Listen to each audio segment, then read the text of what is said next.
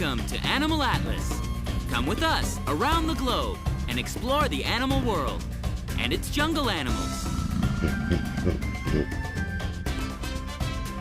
and desert creatures. We'll meet wildlife on the savannah and see our underwater friends. And animals from the Arctic Circle. Anywhere, everywhere animals live. It's always an adventure.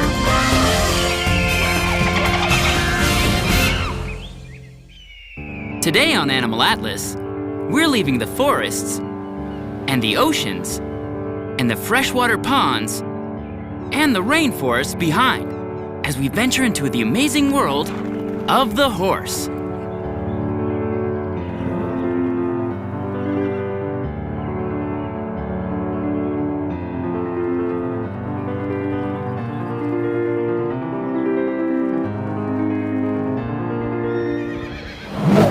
Though there are still wild horses in the world, when we hear the word horse, what most often comes to mind is a tamed animal to ride and to care for. Our domestic horse, called Equus calibus, probably originated in the Central Asian plains nearly 6,500 years ago. Then, as intrepid explorers set off to new lands, the horse came along too. Destined to be a source of transportation, not much different from this. Horses, too, historically have carried us and our goods by pulling carriages and wagons. And horses have assisted us in farming by pulling the plow, too. A task that's only been mechanized for less than a century. Before that, horses, and some other sturdy creatures, like the noble Asian elephant, have helped farmers to work their fields. Yes, though a number of animals have been invaluable helpmates. Of all the animals in the world, which has been mankind's most economically important domestic animal? The horse, of course. Though you've probably guessed it just by observing horses in a field grazing on grass, horses are herbivores, meaning they just eat vegetation. Their long necks reach exactly to the ground, making grass grazing a walk in the park, literally. Horses are, by nature, social animals who prefer to live in family groups or herds.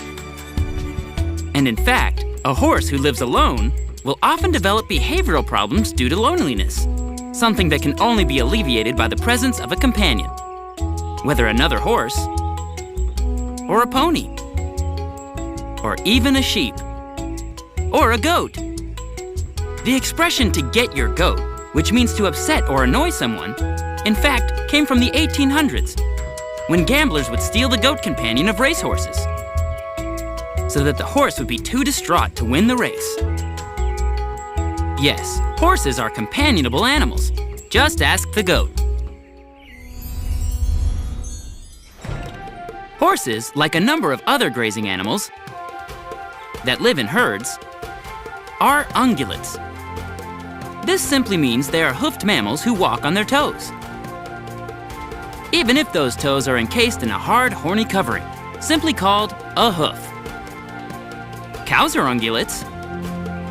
So is the giraffe, and the camel, and the hippopotamus, not to mention sheep, and antelopes, and the gazelle, and the horse's good friend, the goat. But horses aren't just ungulates. They're odd-toed ungulates from the order Perissodactyl, and quite different from our even-toed friends, the artiodactyls, like the giraffe, or the camel with their 2 toes, or like pigs, and hippos with 4 toes.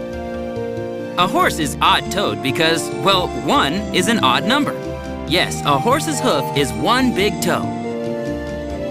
And in the world of ungulates, the number of toes isn't just a topic of conversation, it's really significant. For example, odd-toed ungulates are usually large, to very large. And they have relatively simple stomachs, in that they digest plant cellulose in their intestines rather than their stomachs. So when you may often see a horse doing this, you won't see a horse doing this, or this, or this. It's our even-toed ungulates who are the cud chewers. Yes, they graze, but later they regurgitate their food to give it another thorough chewing. While for the horse, one rip, chew, and swallow works just fine. Yes, while the ruminants with their even-numbered toes are doing this, the horse may look like it's doing nothing at all, but as a hindgut fermenter, all that grass we saw our horse eating earlier is being internally attacked by gut bacteria to complete digestion. Really? Just talking about it makes one thirsty. There were once 12 families of perissodactyls, but sadly, only 3 survive today. The first is the equid family, which of course includes not only the horse and the donkey, but the wild ass. And the zebra too.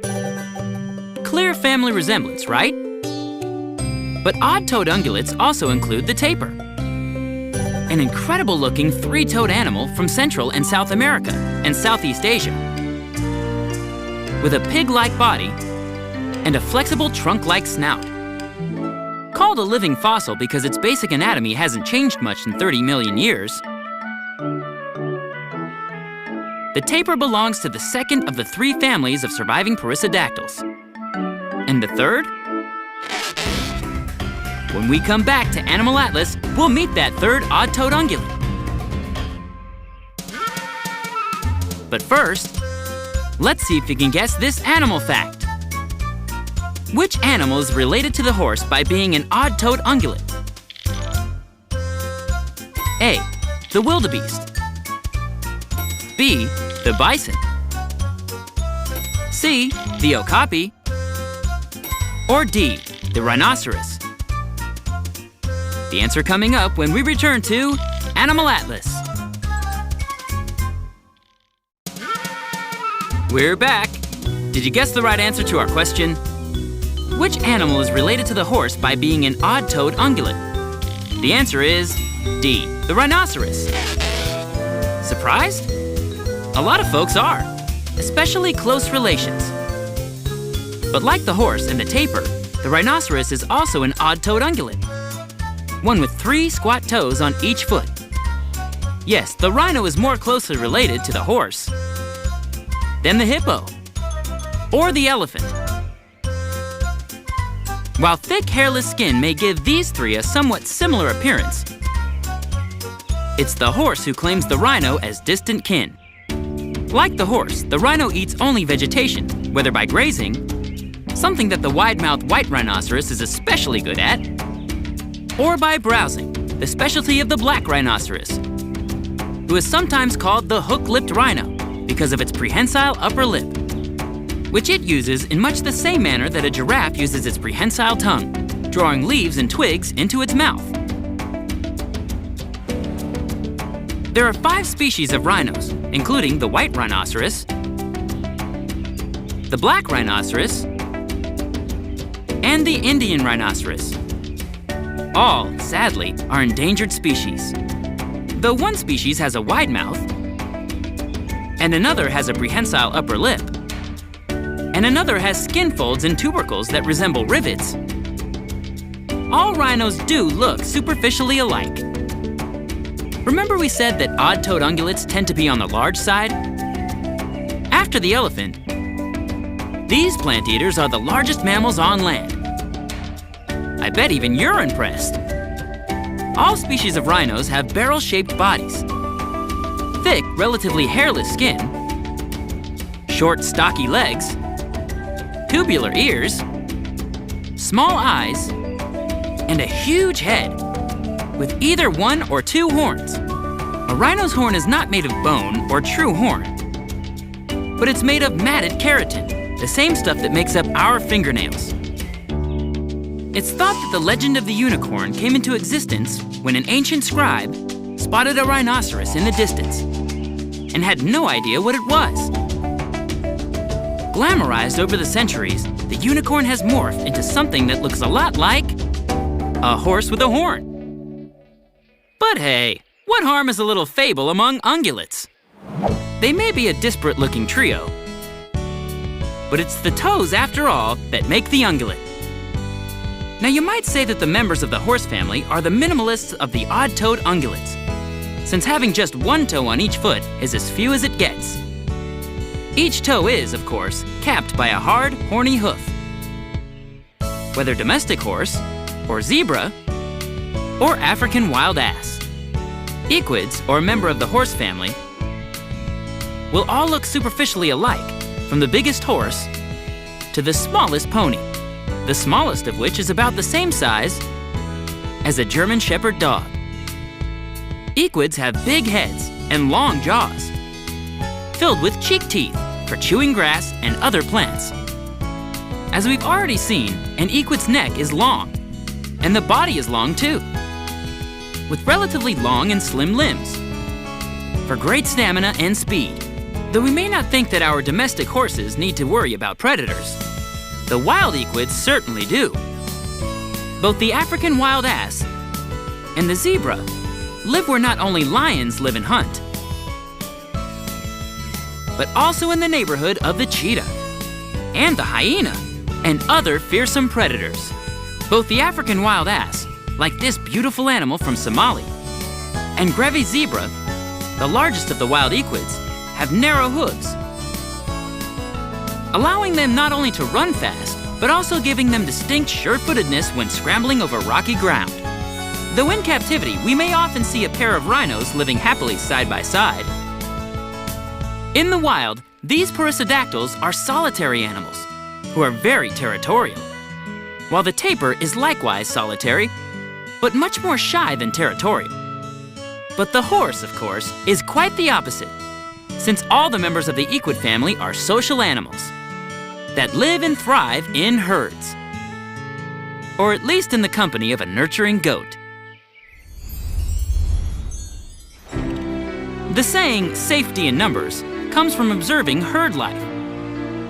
Where the wild equids live, in the open savanna grasslands in Africa, and across open scrubland throughout Asia, being singled out as a potential meal is not as easy when you're in the company of a herd of friends and family. Grevy's zebra is not only the largest species of zebra, it is also the biggest of the wild equids.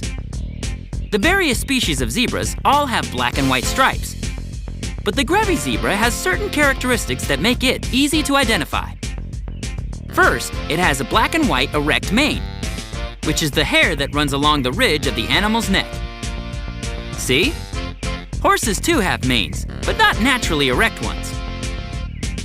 Grevy's zebra has large, furry ears and a tuft of long hair at the end of its tail. And the stripes? On the Grevy zebra, they are very narrow and densely distributed, and the animal has a nice white belly. The tiger may have cornered the stripe market in the felid world, but in the world of equids, it's the zebra who takes the grand prize. When we come back to Animal Atlas, we'll meet some more special equids. But first, let's see if you can guess this next animal fact. The American paint horse is so named because A, of their coloring. B, they are artists. C, they pull paint wagons. Or D, none of the above. Don't go away, the answer coming up right after this on Animal Atlas. We're back. Did you guess the right answer to our question? The American paint horse is so named because the answer is A, because of their coloring. The American paint horse is one of the most popular breeds in North America. And when looking at these horses' dramatic coloring, it's easy to see why.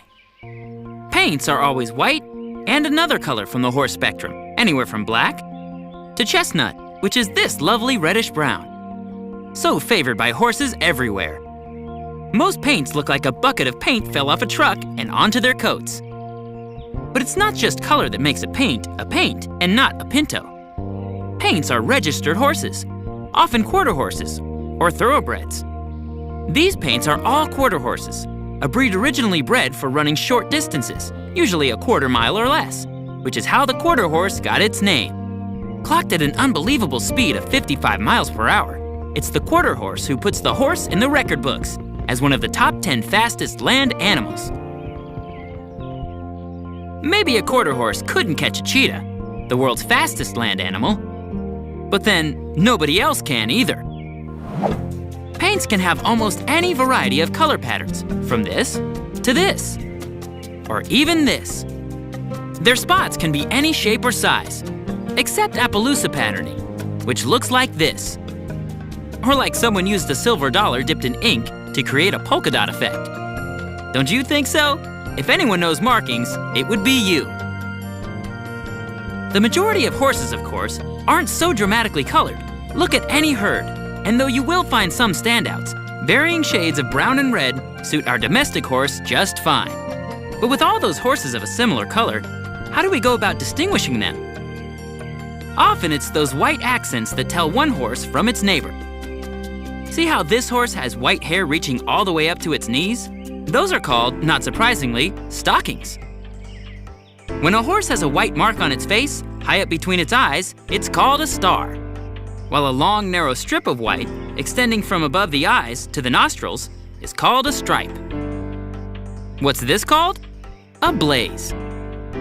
Color isn't all that defines a horse. Size counts too. A horse's height is measured in a very special way, in hands.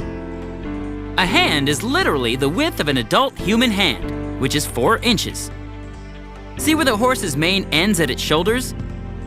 That little bony rise is called the withers, and a horse's height is measured from the bottom of its hoof to the top of its withers.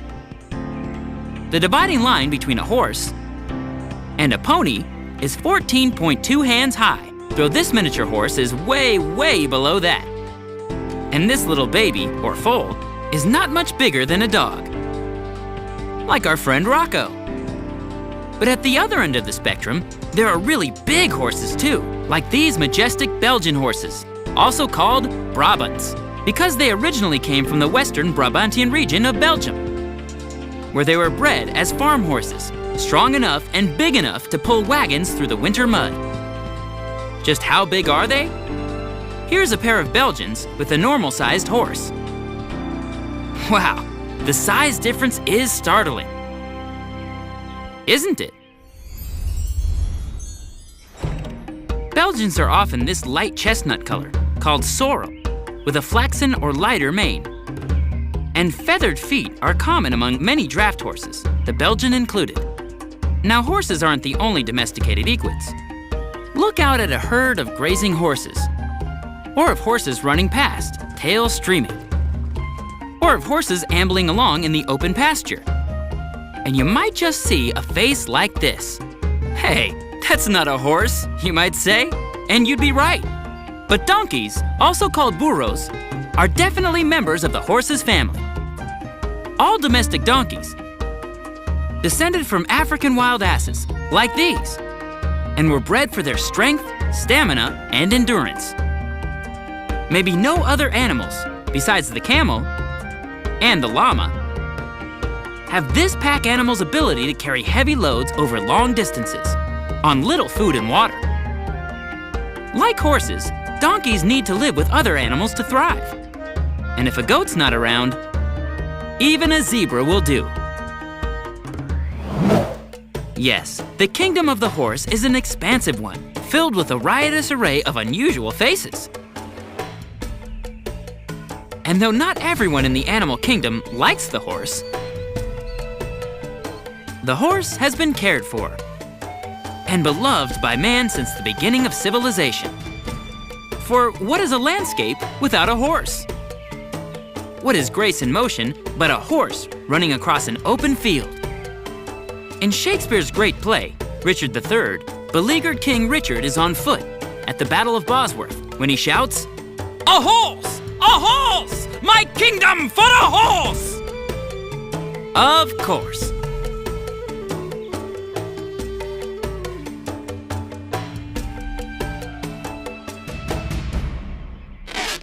For more fun animal facts and news, visit our website at animalatlas.tv. The internet, you say? See you there.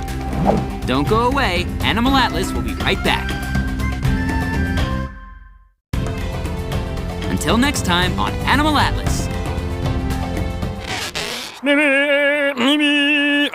Frank! Steve?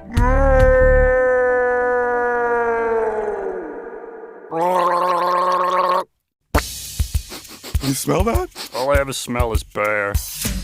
You, sir! And you! Ah! Don't hate me because I'm beautiful. Hey, Tim. Gloria! I've got bird flu. Aw. Hey, did you hear Steve the rat fell off a bridge? Wake up! Oh, no, 5 more minutes. Too much Novocaine. Gentlemen, we'd better leave. Yes, we better have. Yeah, you better run. I didn't order this. Come here, you.